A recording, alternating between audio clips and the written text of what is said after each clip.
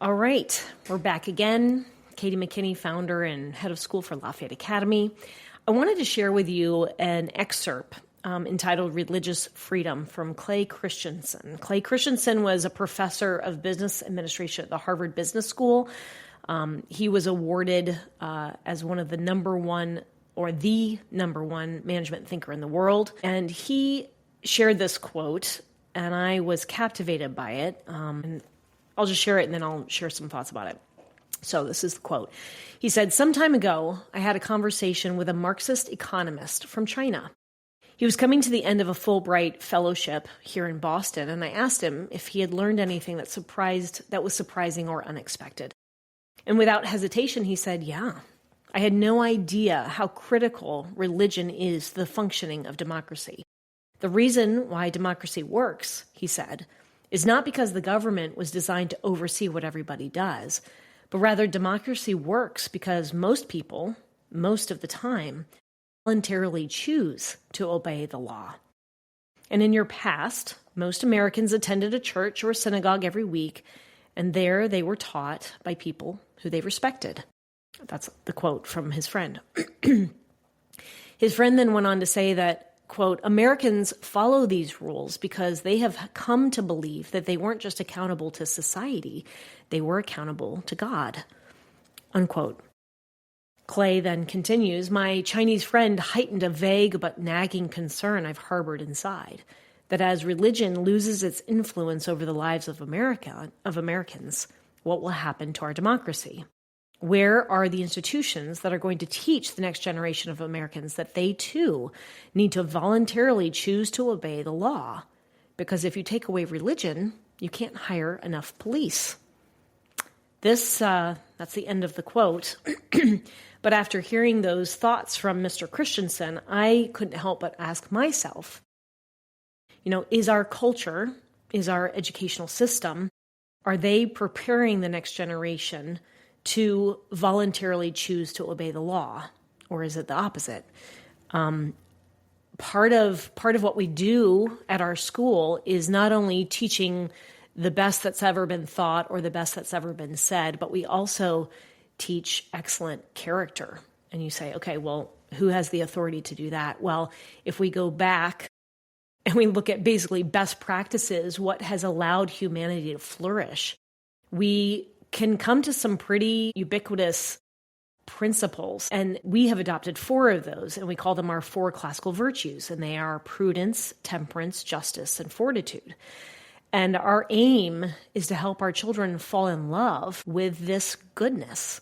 Because when you demonstrate, when you enact these principles of goodness, you find that goodness happens more in your life. It makes life easier, as hard as life can be, when you are kind to people, when you are respectful to people. That usually comes back to you in return. So we teach our children how this operates in everyday life. And we do it through virtue talks we have on Mondays. We do it on the recess field when someone grabs the ball out of your hand. How do you handle that situation? If someone is cheating at Gaga, for example, one of the students recently came into my office fighting back the tears, a 5th grade boy. He was so incensed that there was cheating going on. So we talked about, okay, how are we going to handle this? We always go back to our virtues as to how to handle that.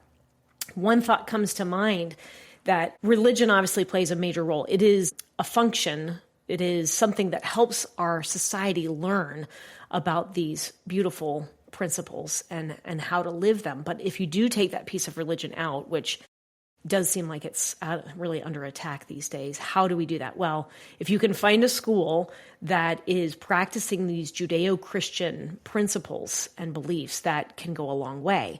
And of course, if you're teaching it in the home, those two, I think of it as bookends. You've got the school as one bookend, and you've got the family as the other, sort of encompassing that child. The child has nowhere to go, hopefully, but up, right? So I think of a scenario. We had a kindergartner.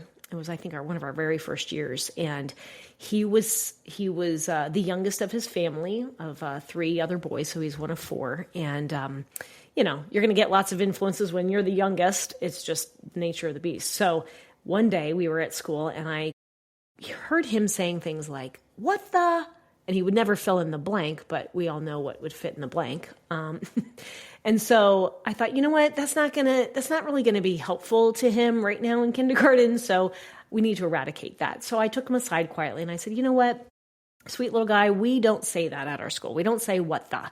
And then I ended up saying, to the whole school, I wanted to help everyone kind of elevate their thought in that way. Well, lo and behold, we go out to recess that day. And I wasn't in the midst of where he was playing, what he was doing, but I did hear him go, what the? And he stopped on the word the, it clipped it, and he stopped and he kind of looked around, see if anybody was looking. And then he just pulled back and he handled it a whole different way. And I didn't say anything in that moment, but as he came in from recess, I went up to him and I said, hey, I heard that you stopped yourself. You didn't say the whole phrase. And I said, I just wanted to compliment you. That took a lot of temperance, which is one of our virtues. And he knew at that time what that meant. It means being the governor of yourself. I say being the boss of yourself, and someone doesn't have to babysit you, but you actually can do it yourself. Well, you should have seen his smile just beamed. And I told him, I said, you know what? A lot of people in this world think that a 5-year-old can't govern themselves. But I said, you just proved them all wrong. Because you did. You governed yourself in that moment. Nobody told you what to do. You did it by choice, voluntarily. So this circles around back to how our founders set up this beautiful country. Previous to this, you had King George, who was, the dictator over all and would tell everyone how and what to do and when to do it.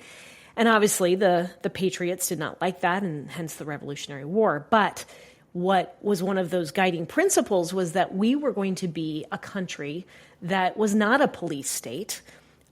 We had to govern ourselves. And how do you do that?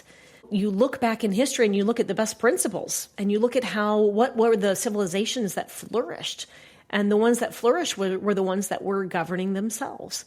But we have to teach this at a very young age, as soon as possible, even when they're babies. You can do this at 18 months. And I've done it with my own children, how to govern themselves and talk to them. The human species is a very intelligent species, and we can learn this very early on. But to find a school that aligns with that principle to help support the family and the family to support the school is tremendous. So in any case, this idea that a child can self-govern plays right into helping them become a tremendous contributor to a republic that depends on the citizens who align with goodness, with the Judeo-Christian principles that founded this country, and then do it themselves. Follow the laws, follow the rules of the road voluntarily. That's going to do a world of good. And the more we can do it, teach it to our children, the sooner we can teach it to our children, the better off we all will be.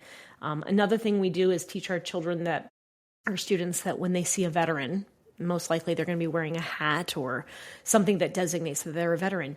Just make it a law unto yourself that you just go up and you just say thank you. Thank you for your service, whether you're in an airport or a restaurant or in the mall or grocery store.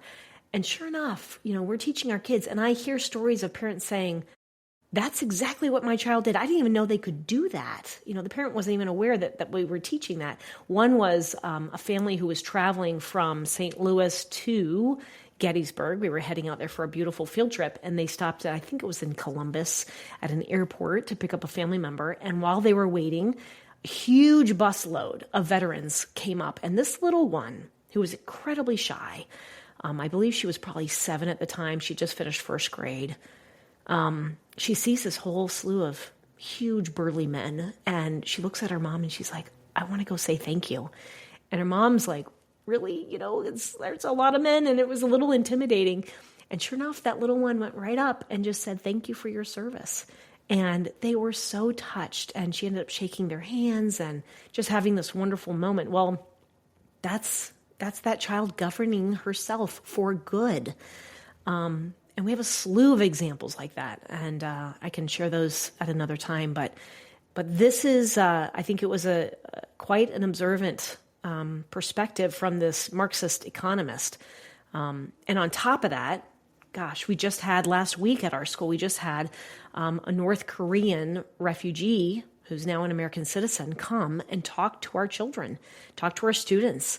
And she explained how they aren't allowed to do anything, practically think anything without it being governed by someone else.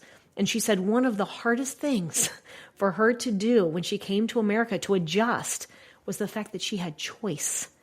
She said to be independent, that was just a whole new concept for her. And yet, of course, that's something we take for granted. We all have choice. Probably some cases we have too much choice. But with that freedom of choice, we have to teach the responsibility of governance, of temperance, of how to control oneself. So I share that with you. It's something we strive to do and nurture and cultivate every day at our school. We look for families who are looking to do that as well. And anything you can do at your house now is appreciated. So I say thank you for doing your good work.